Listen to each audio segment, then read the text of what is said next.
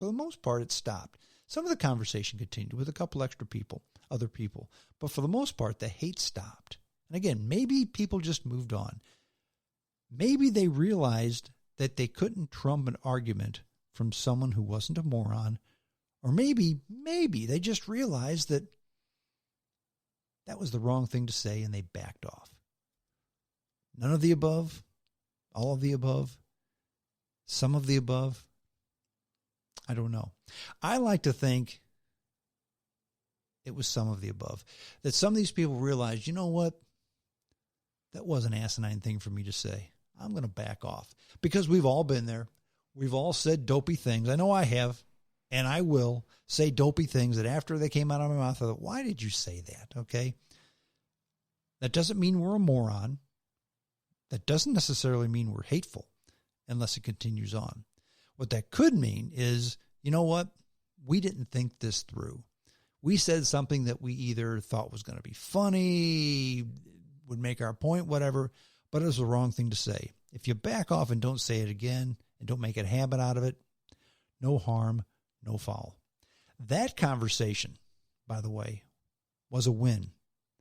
Civility won out over hate and vitriol.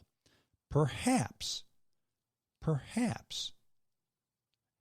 with at least some who were looking at that post. Conversation number 3. It had to do with, pardon me, let me get a drink of water here. I'm getting a little hoarse. It's late morning, so I've already had my coffee. So no Colombian blend coffee with the podcast today.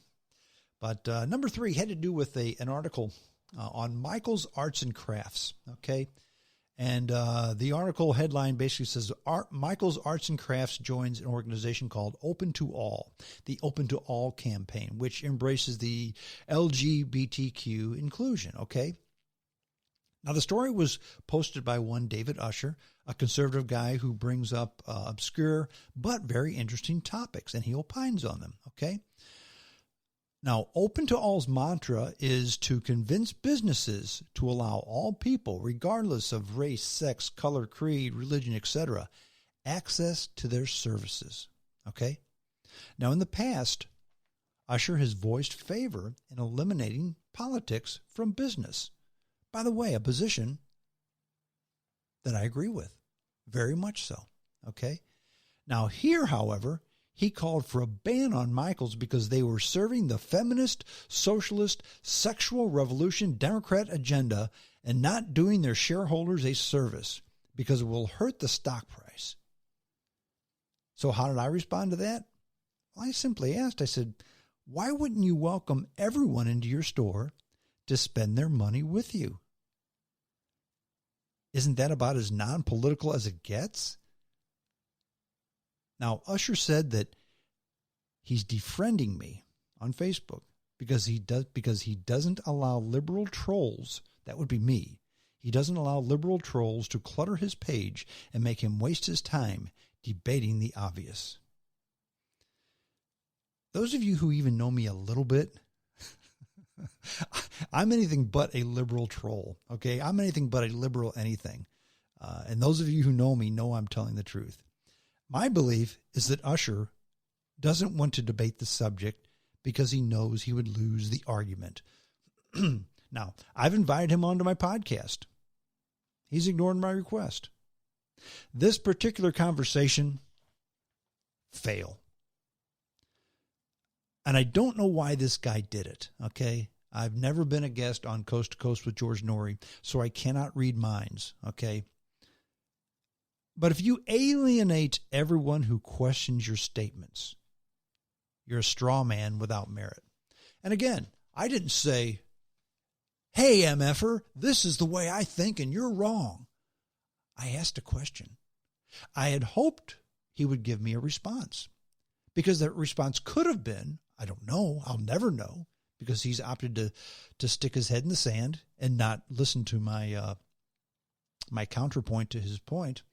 But it could be, no. This whole organization that you're talking about here, Open to All, is not one that just embraces freedom for everybody to shop in a store, because here's a case where they did this. Here's a case where they did that. Here's a case where they wanted everyone from the gay community to be able to shop in a religious store, or let's say, or shop in the store of a religious owner who bakes wedding cakes and didn't want to bake their wedding cake. And they would not let a Mennonite family in their store because they believed in weird stuff. I mean, had he shown me something like that, I would have become educated. I don't know why he did what he did. I don't know why people do that. I don't know why people don't want to have a discussion.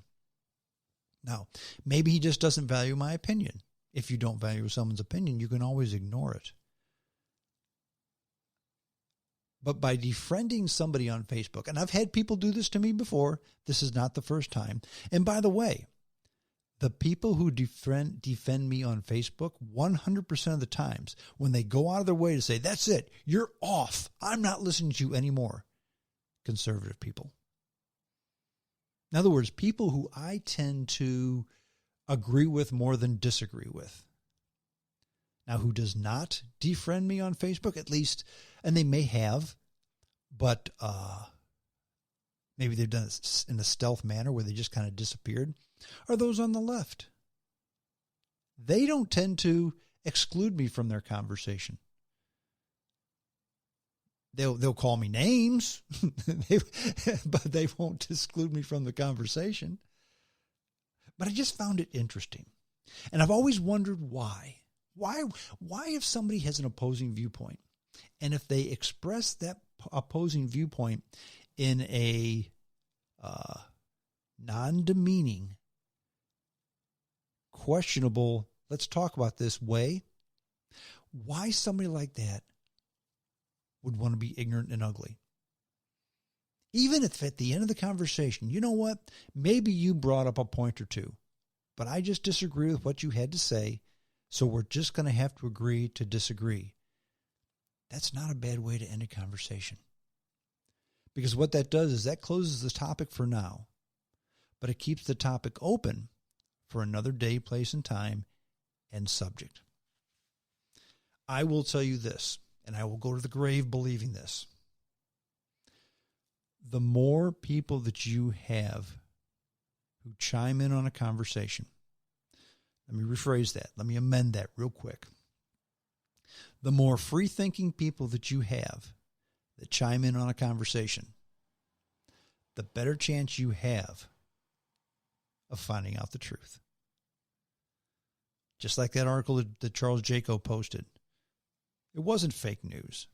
It was all truth. Kind of. It is true that lots of people are leaving the United States. Now, I don't think it was that more people are leaving than are coming in. But I had no idea there were 9 million people leaving. But virtually all these people kept their U.S. citizenship, and they're coming back one day. Because after all, if you're a 70-year-old couple living in Panama, because the weather in Panama is better than the weather in Ashland, Wisconsin, okay, which has about 6 weeks of warm weather a year, and because you can get a place to rent in Panama for $1,500 a month, it's amazing, and you can eat for half of what you eat here, and you can live with the fact that, yeah, well, maybe I don't have electricity all the time. Maybe I have to have a generator. Maybe the air conditioning doesn't work, but so what? I live at altitude in the mountains, and it's beautiful weather all the time. I don't need air conditioning or heat. Okay. But consider those countries and the governments that they have. Right now, Panama has a very good, very progressive, very pro-Western government. But you also remember that once upon a time it was ruled by Manuel Noriega, okay? Same thing with Colombia. Same thing with all those countries. In fact, and I've mentioned this before, but the business that I'm in is in the paper converting business, okay? And we sell to paper converting manufacturers. And paper converting is a very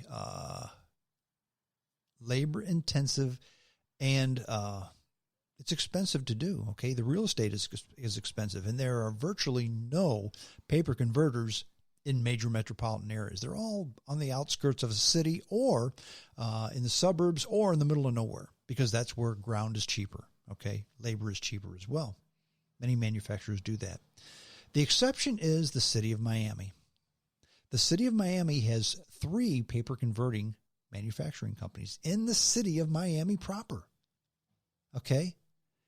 And you think to yourself, why would they do that? Why would they choose Miami? Miami is one of the more expensive cities in which to do business. I will tell you why. Because in Miami, these 3 companies are all international companies. They're South American companies that have a presence in the city of Miami.